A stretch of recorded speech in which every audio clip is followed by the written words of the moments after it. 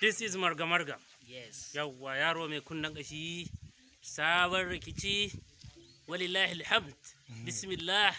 walillahi alhamd. Za alhamdulillah za ku ci gaba da sauraron su a Alhaji marga marga tare da Alhaji Uzi sai arewa kenan. Alhamdulillah bismillah masha Allah sai Alhaji dan zaki jarumi dan zaki alhamdulillah kuma muna da wani shi ma wanda ake ce masa mai Al-Amin Isa Bello Danja shi ma wani lahi hamd tafaddal duk a cikin abun yake za a yi tafaddal duka babu abin da za mu ce da wannan shiri kawai sai dai fatan alkhairi da muke ga kowa da kowa kuma bismillah ya shek to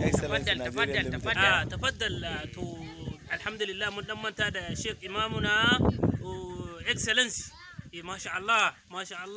barakallahu fihu shi ma yana tofa albarkacin bakinsa muna mai gaisuwa gare sai kuma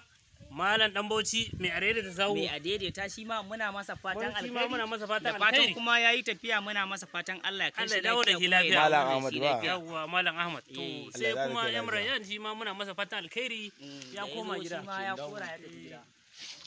ai ba mu gama bayanin ba mana to ai masha Allah assalamu alaikum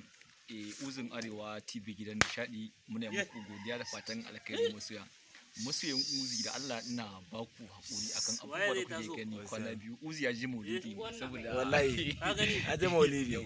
Uzi masoyan manzo Allah ne gaskiya sallallahu alaihi wasallam Allah ya kashe mu da sayyidina annabi har kullum Uzi ba shi da burin da ya wuce ya ba ku farin ciki da kuma nishadi da kuma walwala a koda yaushe masoyan Uzi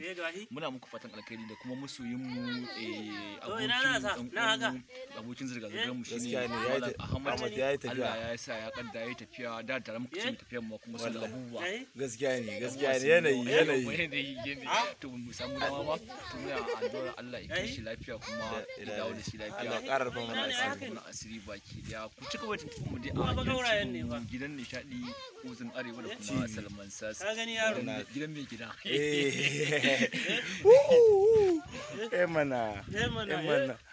mana wannan zakaran ya kamata a yanka shi ya kamata ga darakta can a cikin ofis fa yana bita fa ya kamata shi ma ya zama ya shiga cikin abubuwan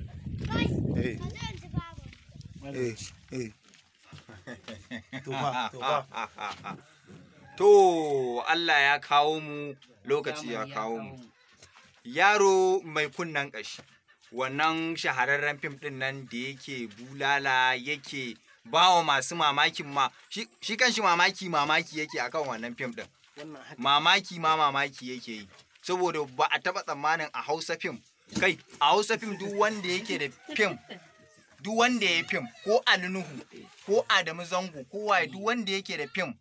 a cikin wata 2-3 ya dora shi a YouTube yake da viewers miliyan 4 ya dauko min shi zan bashi miliyan 100 zan bashi miliyan 100